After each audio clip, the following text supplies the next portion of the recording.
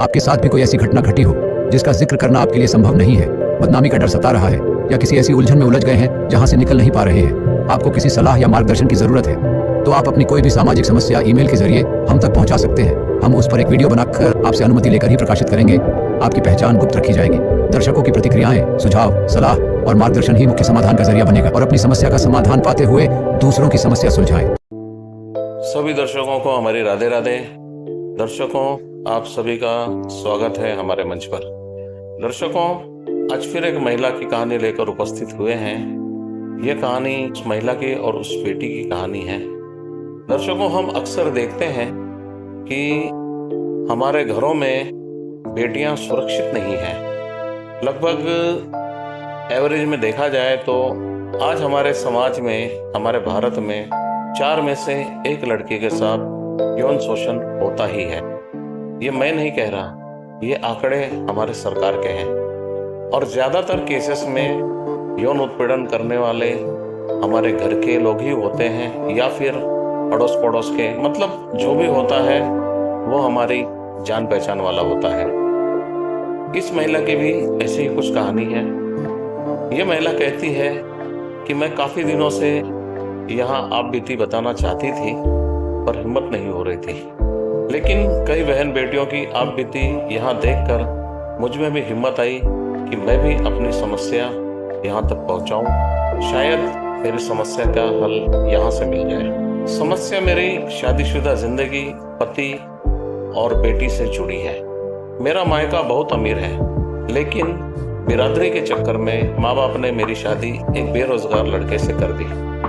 जब मेरी बेटी 9 साल की थी, तब मेरे पति उसे गलत तरीके से छूते थे।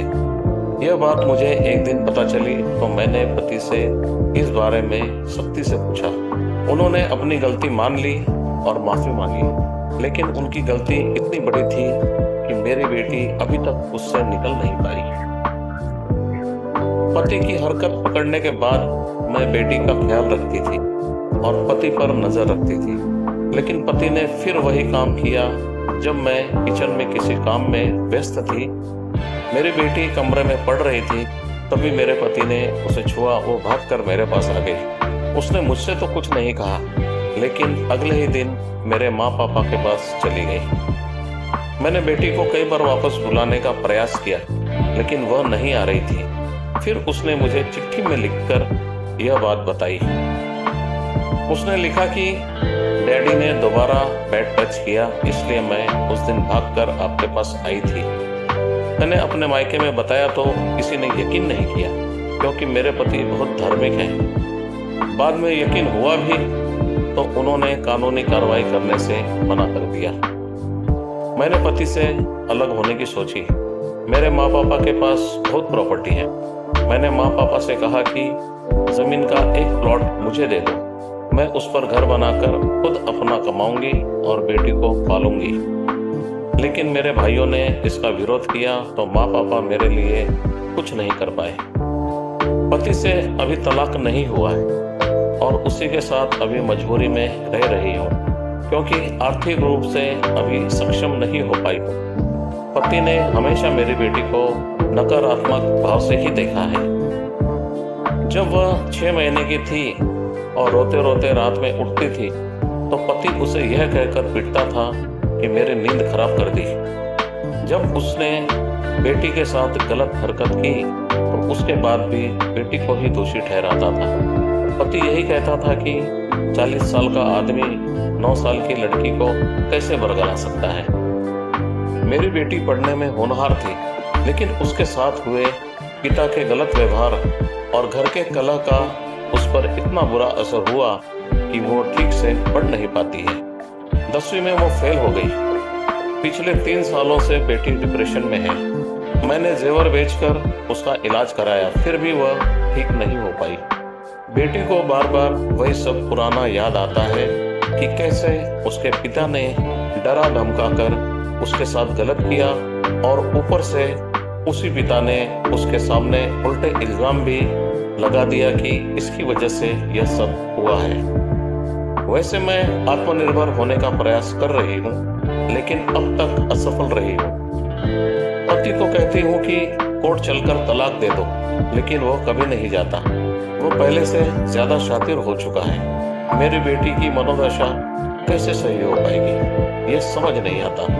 मुझे कृपया कोई राय दीजिए कि मैं किससे कंसल्ट करूं, कहां जाऊं, किससे मिलूं, ताकि मेरी बेटी ठीक हो सके।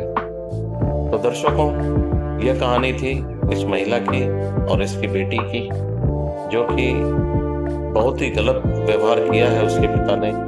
और अक्सर ऐसा हम देखते हैं कि कोई चाचा, मामा या अड़ोस पड़ोस वाले लोग करते हैं। ये तो बहुत ही बड़ा पाप है, ऐसा तो बिल्कुल नहीं होना चाहिए। तो दर्शकों, हम ये वीडियो इसलिए यहाँ डाले हैं ताकि ऐसा कोई कर रहा हो तो प्लीज ऐसा मत करें। दर्शकों, आपको वीडियो कैसी लगी और आपकी इसमें क्या राय है, आप हमें कमेंट में जरूर बताएं। वीडियो अच्छी लगी हो आप इसे लाइक करें और जितना हो सके ज़्यादा से ज़्यादा शेयर करें, ताकि हर माँ बाप अपने बच्ची को लेकर सतर्क रहें। और यदि आपको चैनल अच्छा लगा हो और आप ऐसी कहानियाँ और भी जानना चाहते हैं, सुनना चाहते हैं, हमारे मुहिम का हिस्सा बनना चाहते हैं, तो चैनल को अभी सब्सक्राइब करें और बेल आइकन दबाना बिल्कुल ना भूलें, ताकि आने वाली नई वीडियो की नोटिफिकेशन आपको सही समय पर मिल सके। तो दर्शकों, आज के लिए बस इतना ही। मिलते हैं फिर एक नई वीडियो में नई कहानी के साथ। और अभी तक आपने हमारा ये वीडियो देखा, हमारा पूरा साथ दिया, इसके लिए आप सभी का बहुत बहुत धन्यवाद। और आप सभी को हमारी तरफ से राधे राधे।